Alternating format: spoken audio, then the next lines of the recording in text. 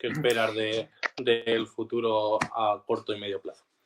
Bueno, pues yo, en primer lugar, lo que voy a decir es que para poder recuperarnos de esta crisis sanitaria, en primer lugar, y después de la crisis económica, lo que tenemos que conseguir son varias cosas, ¿no? En primer lugar, que el gobierno deje de mentir y deje de censurar. Eso para empezar, ¿no? Hemos visto que nos ha mentido en multitud de ocasiones, que ha ocultado datos en multitud de ocasiones y que ahora mismo estamos viendo cómo está censurando a la propia prensa. Eso para empezar, ¿no? Es decir, eso debería ser la primera, yo creo que solución para poder empezar a pensar en recuperación, ¿no?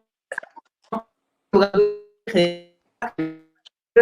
pymes puedan llegar a aguantar varios meses con cero ingresos y teniendo que hacer frente a los costes fijos y a los impuestos, ¿no? También tiene que dejar de pensar el gobierno de España que efectivamente cuando termine, digamos, el confinamiento, cuando se levante el estado de alarma, que vamos a poder recuperar en un instante ese 40% del PIB aproximadamente perdido, ¿no?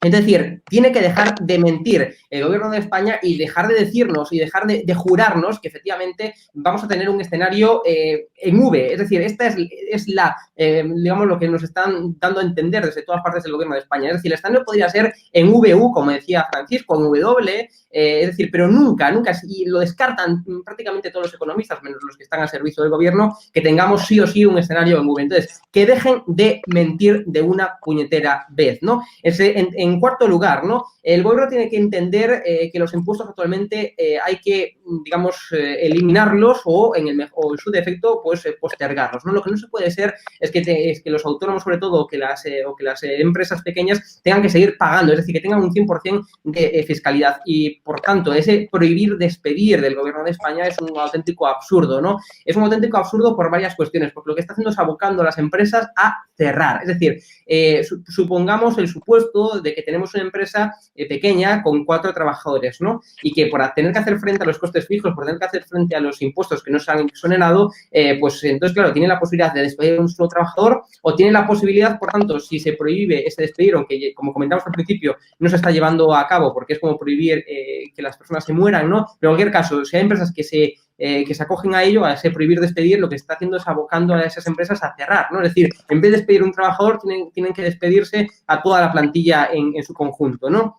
Eso para empezar, ¿no? Estas 5 cuestiones serían digamos, las iniciales para poder pensar en recuperación. Y después las soluciones que yo propongo, ¿no? En primer lugar, como hemos comentado, eliminar el gasto inútil en burocracia sobre todo, ¿no? Es decir, aquellos funcionarios que están haciendo labores de burocracia, como puntualizábamos antes. Es decir, obviamente no estamos refiriendo a eliminar sanitarios, ¿no? Como se puede sobreentender. Entonces, eliminar un gasto público inútil, es decir, burocracia, es decir, subvenciones, es decir, duplicidades, es decir, ministerios que actualmente no hacen falta, por ejemplo, el de consumo del ministro comunista Garzón o el de igualdad de Irene Montero, que detrás de un ministro hay un gran grupo técnico, hay un gran número de trabajadores que, por tanto, están haciendo que se gaste una gran cantidad de gasto público, ¿no? En segundo lugar, como he comentado hace poco, ¿no? Hay que exonerar los impuestos, aunque sea de forma, digamos, de forma parcial, es decir, por lo menos en el momento actual, ¿no? Aunque no se eliminen impuestos, por lo menos suspenderlos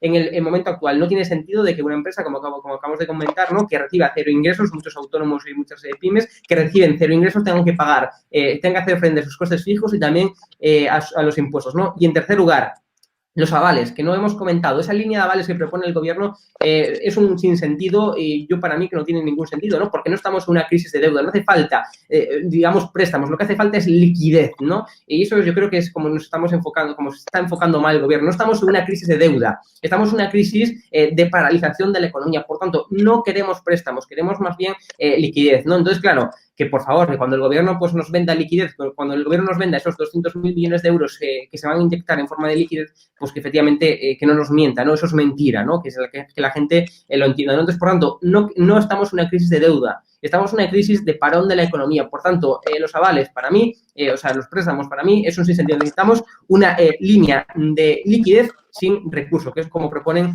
varios economistas, entre ellos Daniel Lacalle, ¿no?